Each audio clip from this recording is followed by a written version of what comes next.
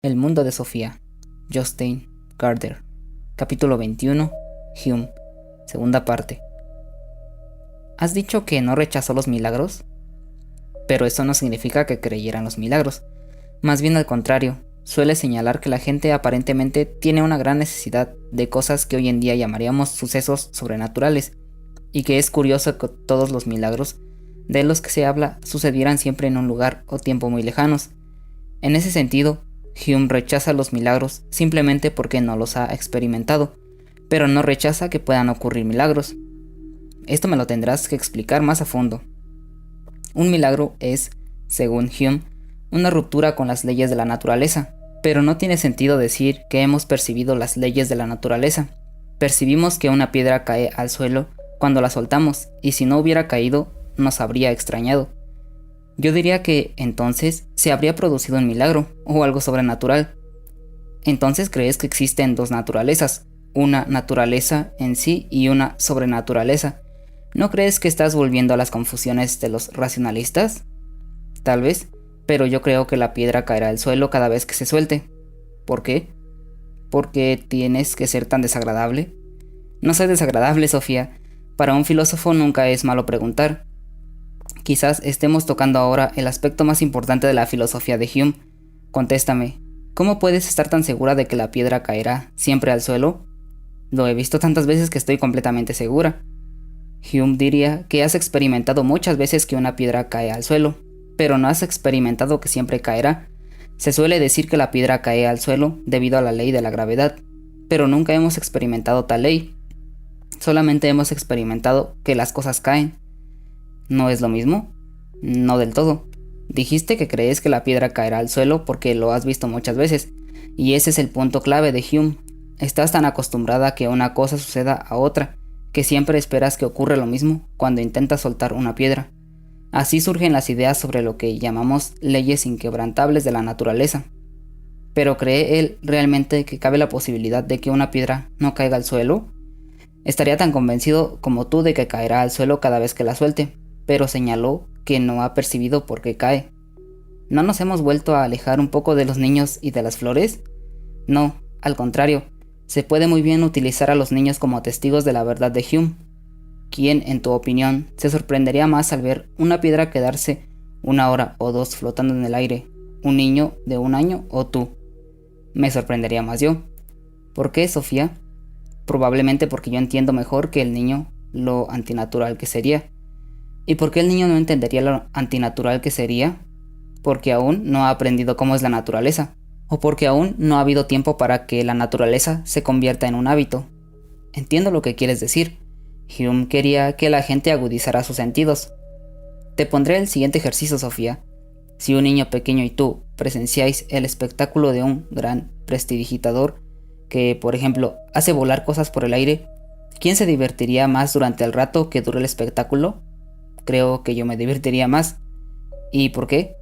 Porque yo habría entendido lo improbable que era el que eso sucediese. De acuerdo, porque el niño no encuentra ninguna satisfacción en ver la anulación de las leyes de la naturaleza antes de haberlas aprendido a conocer. Así se puede expresar, sí. Y seguimos en el núcleo de la filosofía de la percepción de Hume. Él habría añadido que el niño no es aún esclavo de las expectativas. El niño es el que tiene menos prejuicios de los dos. También puede ser que el niño sea mejor filósofo, porque el niño no tiene opiniones preestablecidas, y eso, Sofía, es la mayor virtud de un filósofo. El niño percibe el mundo tal como es, sin añadir a las cosas más de lo que simplemente percibe. Me fastidia mucho cada vez que me siento predispuesta contra algo. Cuando Hume discute el poder del hábito, se concentra en la ley causa-efecto. Esa ley dice que todo lo que ocurre tiene que tener una causa. Hume usa como ejemplo 2 bolas de billar. Si tiras una bola de billar negra contra una bola de billar blanca que está en reposo, ¿qué ocurre entonces con la bola blanca? Si la bola negra toca la blanca comienza a moverse. De acuerdo. ¿Y por qué? Porque ha sido golpeada por la bola negra. En este caso se suele decir que el golpe de la bola negra es la causa de que la bola blanca se ponga en marcha. Pero hay que recordar que solo tenemos derecho a expresar algo con seguridad si lo hemos percibido. De hecho, yo lo he percibido un montón de veces, porque Jorun tiene una mesa de billar en el sótano. Hume dice que lo único que has percibido es que la bola negra toca la blanca y que a continuación la bola blanca empieza a rodar sobre la mesa. No has percibido la causa en sí de que la bola blanca empiece a rodar. Has percibido que un suceso sigue a otro en el tiempo, pero no has percibido que el segundo suceso ocurra a causa del primero. ¿No es eso un poco sutil? No, es importante. Hume subraya que la expectación de que lo uno siga a lo otro no está en los mismos objetos, sino en nuestra conciencia, y de la expectación tiene que ver con el hábito, como ya hemos visto. De nuevo podemos utilizar el ejemplo del niño pequeño. Él no se habría sorprendido si una bola hubiese tocado la otra y las dos bolas se hubiesen quedado quietas. Cuando hablamos de leyes de la naturaleza o causa y efecto, hablamos en realidad del hábito de las personas y no de lo racional. Las leyes de la naturaleza no son ni racionales ni irracionales, simplemente son. Esto significa que la expectación de que la bola blanca de billar se ponga en marcha al ser alcanzada por la negra no es innata. No nacemos con una serie de expectativas sobre cómo es el mundo o cómo se comportan las cosas del mundo. El mundo es como es. Esto es algo que vamos percibiendo poco a poco. Vuelvo a tener la sensación de que esto no puede ser tan importante. Puede ser importante si la expectación creada nos hace sacar conclusiones precipitadas. Hume no niega que haya leyes inquebrantables de la naturaleza, pero debido a que no somos capaces de percibir las leyes de la naturaleza en sí, corremos el riesgo de sacar conclusiones demasiado rápidamente. ¿Puedes ponerme algún ejemplo? Aunque yo vea una manada entera de caballos negros, no significa que todos los caballos sean negros. En eso evidentemente tienes razón. Y aunque durante toda mi vida solo haya visto cuervos negros, no significa que no pueda haber un cuervo blanco. Es muy importante tanto para el filósofo como para el científico no rechazar la posibilidad de que exista un cuervo blanco. Casi podríamos decir que la búsqueda del cuervo blanco es la tarea más importante de la ciencia. Entiendo. En cuanto a la relación entre causa y efecto, puede que muchos piensen que el relámpago es la causa del trueno, porque el trueno siempre viene después del relámpago. Este ejemplo no es muy distinto al de las dos bolas de billar, pero ¿es en realidad así? ¿Es el relámpago la causa del trueno? No del todo, porque en realidad hay truenos, relámpagos a la vez.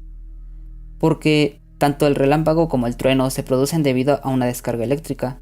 Aunque siempre percibimos que el trueno llega después del relámpago, no significa que el relámpago sea la causa del trueno. En realidad hay un tercer factor que lo desencadena. Comprendo. Un empirista de nuestro siglo, Bertrand Russell, ha dado un ejemplo muy grotesco. Un pollito que todos los días percibe que el encargado de las gallinas cruza el patio, acabará por sacar la conclusión de que hay una relación causal entre el hecho de que el encargado cruce el patio y que la comida llegue al plato. Y si un día no dan de comer al pollito, un día el encargado cruza el patio y degolla al pollito. ¡Qué horrible!